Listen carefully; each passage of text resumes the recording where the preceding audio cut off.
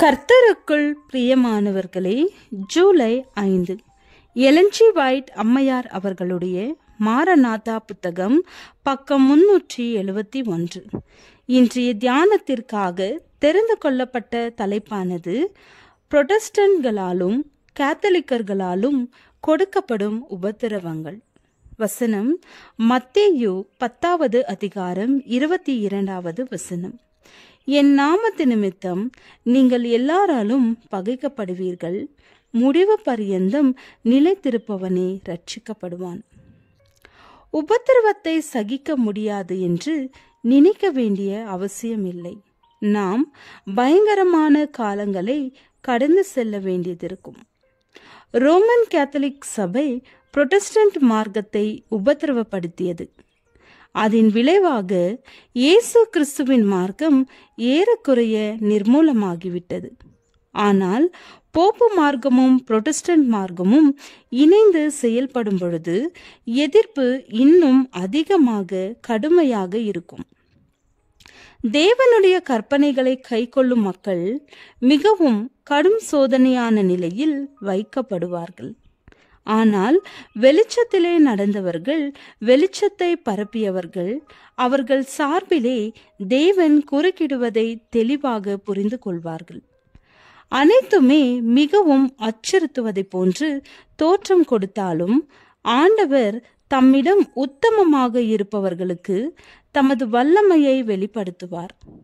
எந்த நாட்டின் மீது தேவன் அற்புதமான முறையில் கிரியை செய்திருக்கிறாரோ, எந்த நாட்டின் மீது தமது வல்லமையின் கேடகத்தை விரித்து பிடித்திருக்கிறாரோ, அந்த நாடு புரொட்டஸ்டன்ட் கொள்கைகளை ஒதுக்கி தள்ளும் பொழுது தனது சட்ட சபையின் மூலமாக மார்க்க சம்பந்தமான சுதந்திரத்தை வரையறைக்குள் கொண்டு வந்து ரோமன் கேத்தலிக்கருக்கு முகம் கொடுத்து ஒத்துழைக்கும் பொழுது ஆண்டவர் தமக்கு உண்மையாக இருக்கிற மக்களுக்கு தமது வல்லமையின் மூலம் கிரியை செய்வார்.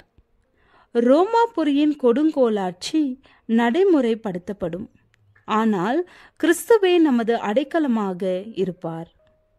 அமெரிக்க ஐக்கிய நாட்டின் மிகப்பெரிய சபைகள் தங்கள் அனைவருக்கும் பொதுவாக இருக்கின்ற முக்கிய கொள்கையின் மூலமாக இணையும் பொழுது தங்களது நிறுவன அமைப்புகளை காப்பாற்றத்தக்கதாக தங்களது சட்டங்களை செயற்படுத்தும்படி தங்களது செல்வாக்கை பயன்படுத்தும். இவ்வாறு புரொட்டஸ்டன்ட் அமெரிக்கா ரோமாபுரியின் ஆட்சி அமைப்பிற்கு ஒரு சொரூபத்தை உருவாக்கிவிடும். இதை மறுத்து நிற்பவர்களுக்கு அரசாங்கம் தண்டனைகளை வழங்குவது தவிர்க்க முடியாத விளைவாகும்.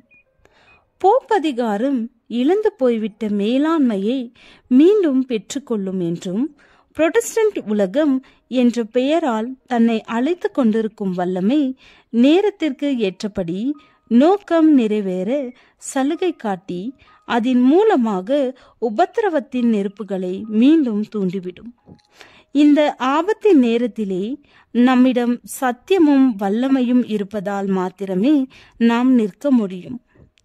தனி மனிதர்க்குரிய ஆபத்திலும் துன்பத்திலும் கொண்டு வரப்பட்டு விடுவோமோ என்ற எதிர்பார்த்தலினால் உங்களுக்கு மனத்தளர்ச்சி ஏற்பட தேவையில்லை. அதற்கு பதிலாக தேவனுடைய மக்களுக்கு ஆற்றலும் நம்பிக்கையும் ஊக்கமடைய வேண்டும். அவர்களது ஆபத்தின் நேரமே அவர்களுக்கு அவரது வல்லமையின் தெளிவான வெளிப்படுத்தல்களை வழங்கும் தேவனுடைய நேரமாகும். ஜெபம். இயேசுவிடம் வரும் நபரின் விசுவாசம் எவ்வளவு மங்கியதாக இருந்தாலும் அதை மெய் விசுவாசமாக மாற்றும் வல்லமைக்காக ஸ்தோத்திரம். ஆமென்.